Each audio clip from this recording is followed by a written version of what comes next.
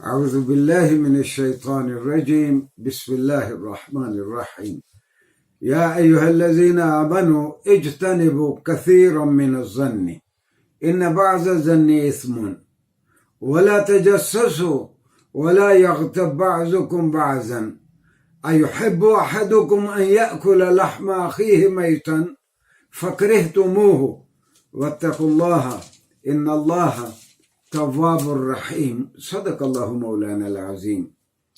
ناظرین گرامی، آداب معاشرت میں ہمارا آج موضوع ہے کہ اللہ نے ہمیں حکم دیا کہ ہم بدگمان ہونے سے دوسروں کے فیلو کلیگز کے بارے میں، اعزاء اقربا کے بارے میں، دوستوں کے بارے میں بسا اوقات ہم بدگمانی کا شکار ہو جاتے ہیں. اس بدگمانیوں سے ہم بچیں. اللہ نے فرمایا، یہ سورہ حجرات ہے.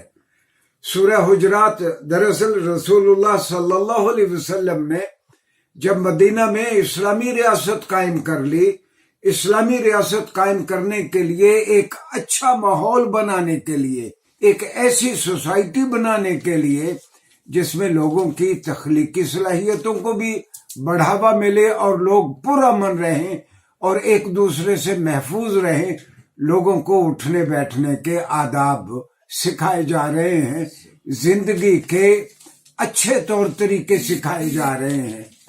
میں جملہ معترضہ کے طور پر پھر عرض کر دوں، میں نے کہا کہ اس سلسلے میں جو آپ صلی اللہ علیہ وسلم کے فرامین ہیں وہ شرف النووی نے ریاض الصالحین میں لکھ دیے، اور یہی سبب ہے کہ ریاض الصالحین مشرق بعید کے مسلمان ملکوں میں بچیوں کو یہ کتاب دی جاتی ہے اور بچوں کو سبکن پڑھائی جاتی ہے.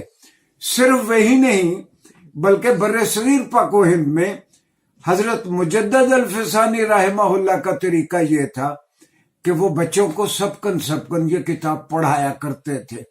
اور اس کتاب کی اہمیت آپ کو اس طرح بھی زیادہ محسوس ہوگی کہ مہاتیر محمد نے حکم دیا جب وہ وزیر اعظم تھے ملائیشیا میں کہ جتنے ممبران پارلیمنٹ ہیں ان کو یہ کتاب ایک مرتبہ پڑھائی جائے اور اس کتاب سے لیکچر دیے جائیں تاکہ ایک دوسرے کے بارے میں یہ نازیبا گفتگو نہ کریں.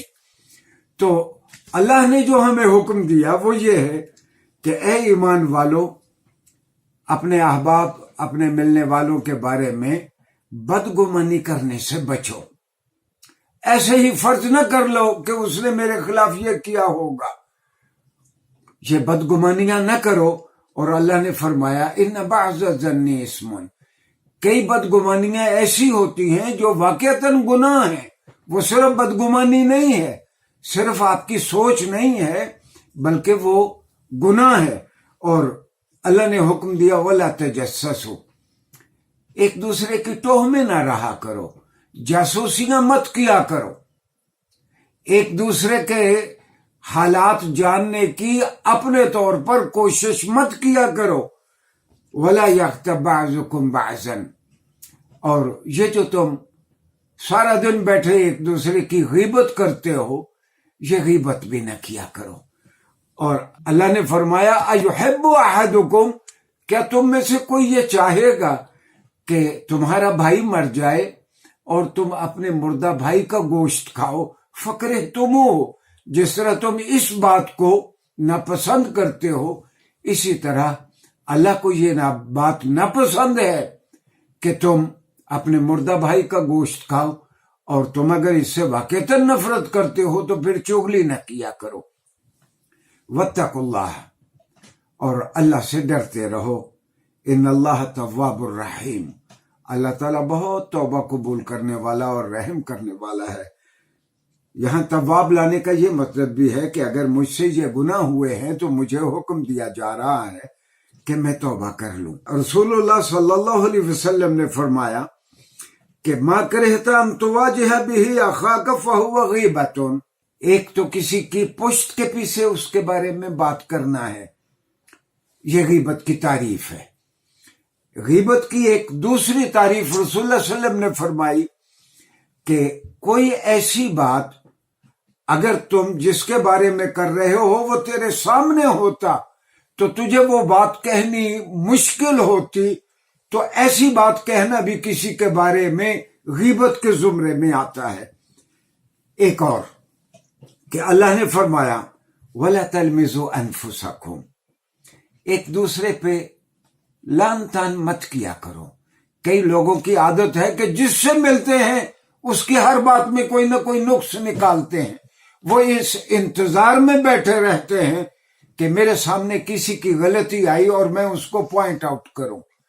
تو یہ اللہ کو یہ ناپسند ہے کہ آپ ہمیشہ اس ٹو میں رہیں کہ آپ نے کسی کی غلطی کی نشاندہی کرنی ہے۔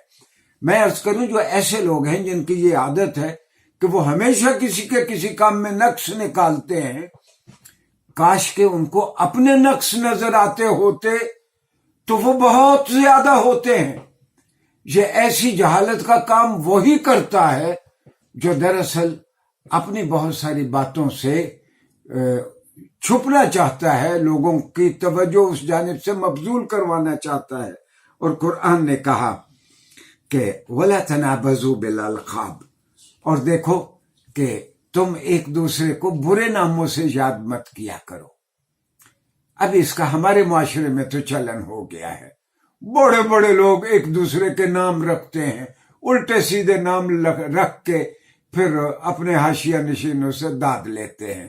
اللہ نے اس بات سے منع کیا ہے، اور ایک اچھا معاشرہ، باہمی احترام پر مبنی معاشرہ، اس میں یہ چلن نہیں ہونا چاہیے کہ لوگ ایک دوسرے کے الٹے سیدھے نام رکھیں اور اس طرح وہ حظ اٹھانے کی کوشش کریں۔ یہ انشاءاللہ انہی موضوعات کو آئندہ لیکچرز میں بھی جاری رکھیں گے۔ شکریہ۔